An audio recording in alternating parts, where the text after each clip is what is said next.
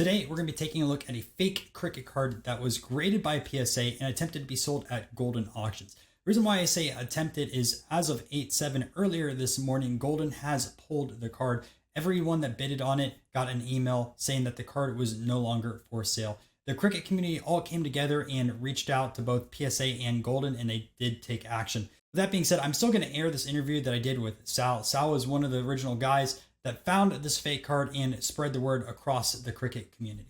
All right, so we have Sal for the love of the cards over here. He's a cricket expert. It was the one that actually brought up about the 2009. It's the Boomers card, right? It's produced by Wrigley Gums. There's a lot of controversy around this card, not only just the one being fake on Goldin auctions, but if this card like actually exists or not. It's kind of like a very mystique type card within the cricket card community. Some people will say it's real. Some people will say it's fake. The card itself, not the one on Goldin. The Goldin one is 100% fake. But I definitely want to have you talk about it because you know more than anyone else. So kind of just give us a little bit more information on the backstory of this card, why it possibly wasn't produced and how we could tell the one on Goldin is fake.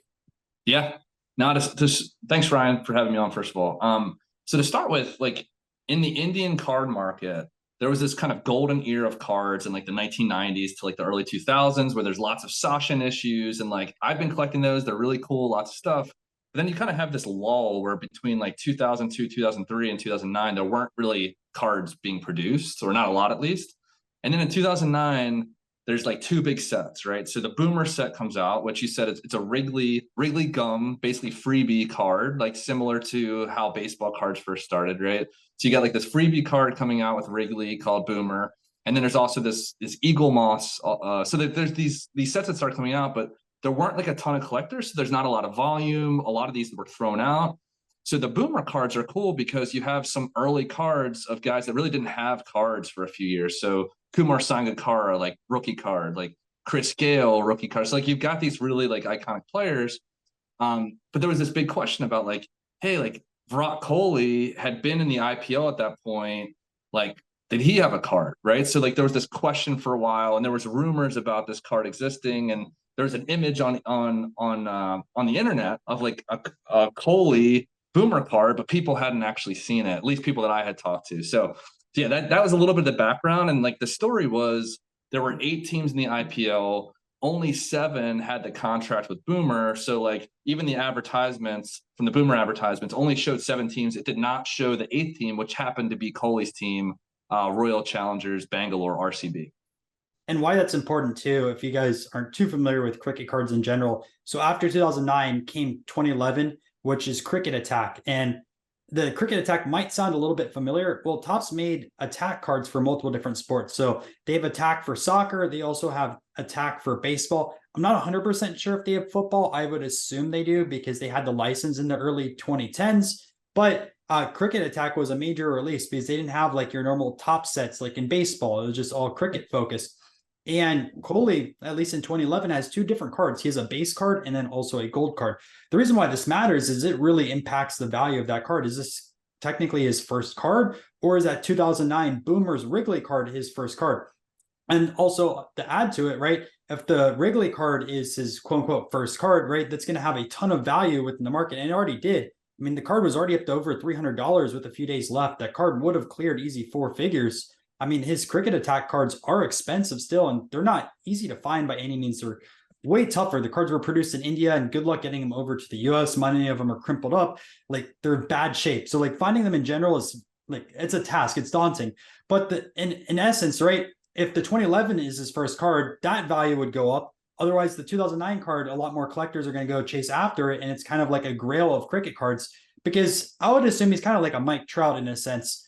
Very popular over there, really, really good player, probably top 2, top 3 modern player right now, and debatable if it'll be a top 10, top 15 player all time.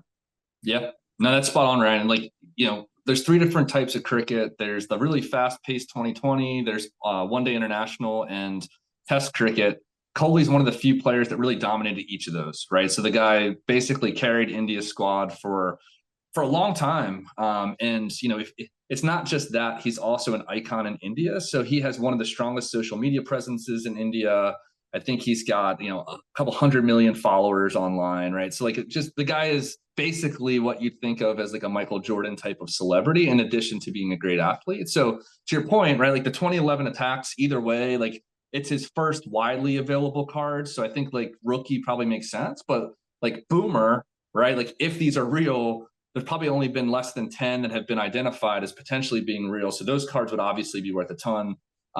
I will say too that the card that you're talking about that was on Goldin, it was a PSA 4, which, you know, to us as American collectors, that sounds like a really low grade for a modern Especially for card. modern, right? Like because you think 100%. a 2009 card PSA 4. I mean, no offense to modern collectors, but most of them they scold at a PSA 9 and go, "This is not good enough for my collection." Yeah. And like that PSA 4, the one that we now know is fake, was the second best copy ever seen. Right. And the other one was a PSA 7, which we don't know about, which may have been the same seller.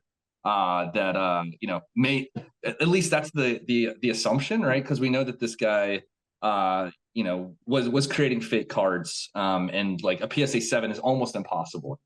So what are some of the other cards that he faked? Because a lot of people did call this out both on Facebook and also Discord. And the Discord group is that soccer one that I'll be showing in the national vlog. Really awesome group of collectors. Everyone knows their stuff in there.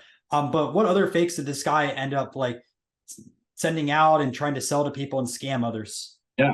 So it's interesting. There's a, I guess, a marketing company named Creatiges in India that I guess did the marketing for these boomer cards. So if you go to their website, there's a whole kind of page on the boomers, and like it only mentions the 7 teams, but like at the bottom there is a picture of a Kohli boomer and a picture of another cricketer named Rahul Dravid, who's actually in the Hall of Fame. So like those are the only 2 pictures on that website. So lo and behold, when we do a little bit of research, one of the guys on that Discord that you're talking about actually looked at the PSA serial numbers, and he found out that the very next serial number after the fake Kohli was a fake. Guess which one? Dravid, right? The only other Really? picture, the only other photo that was on that website, the guy, I guess, took like high definition photos of both of those, created fake cards, sent them to PSA, and unfortunately, both of them got graded. The Dravid actually got a 9, which is like really insane for that set. Now, how do you know these cards are fake? Because someone just watching this video might go, well, that's your assumption this card is fake. And obviously we've done a lot of fake card videos on this channel. Never did I think we're going to be talking about cricket cards at least this soon. So like, Yeah. what did most people determine that card to be fake besides being sent out by a known scammer in the community? Yeah. So the first thing that was noticed on the fake Kohli, there's a URL on the right side of the card that goes vertically up the side. And there's the URL link is to a cricket website called Crick Info, right? CRIC Info. Well, the scammer spelled it CRICK Info. So like first thing that was seen is like, hey, that link is spelled wrong. And guess what? Like people have the other cards of the other 7 teams. So immediately I started going, hey, send me all your pictures you have of all the other cards.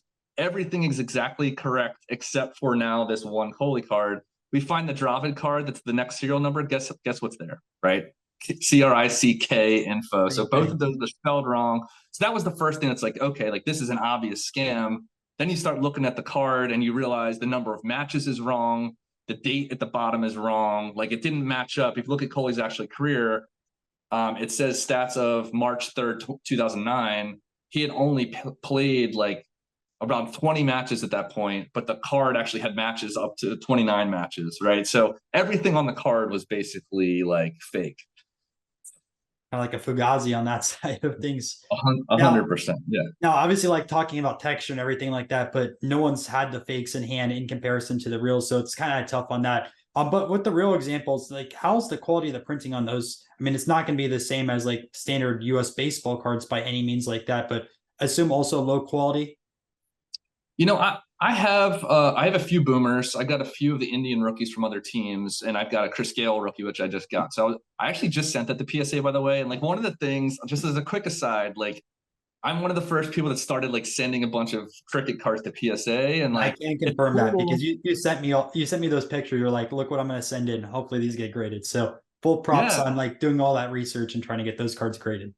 right. And like, you know, there's a community of us that have been trying to educate PSA on different issues and get them to grade things. And like we've been having some success getting some cards graded.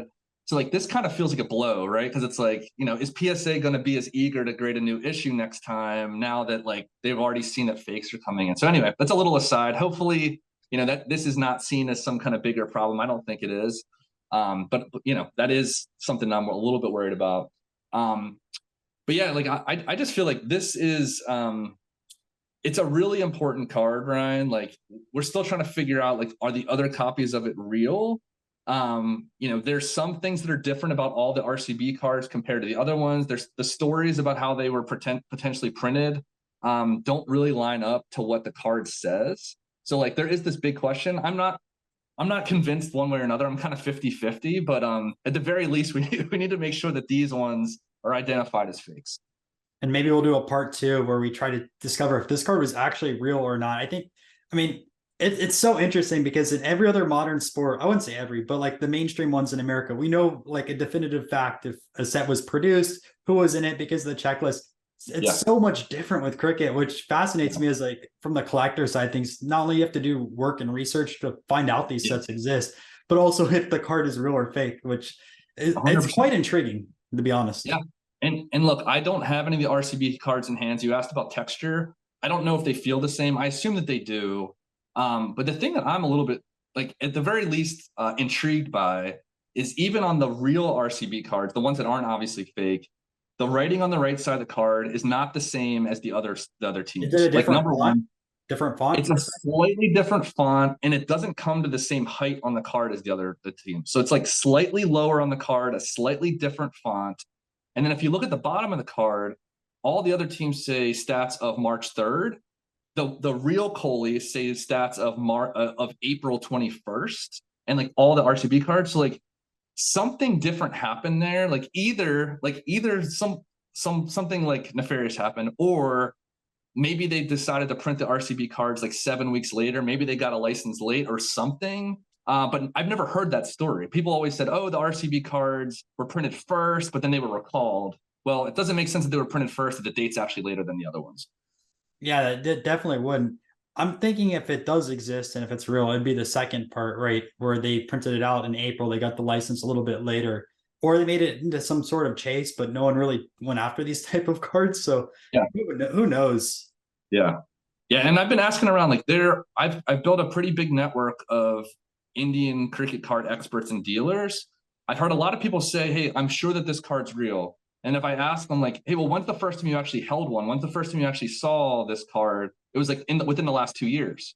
Right. So like no one says like, oh, like I'm a big time dealer and like I had this card as a kid, or like I saw this card 10 years ago. All the stories are like, oh, I got it from a guy I trust within the last 2 years. Right. So like that's huge red flags right there. Unless like a sheet went out and then people just started cutting them. That's the only thing we don't know about.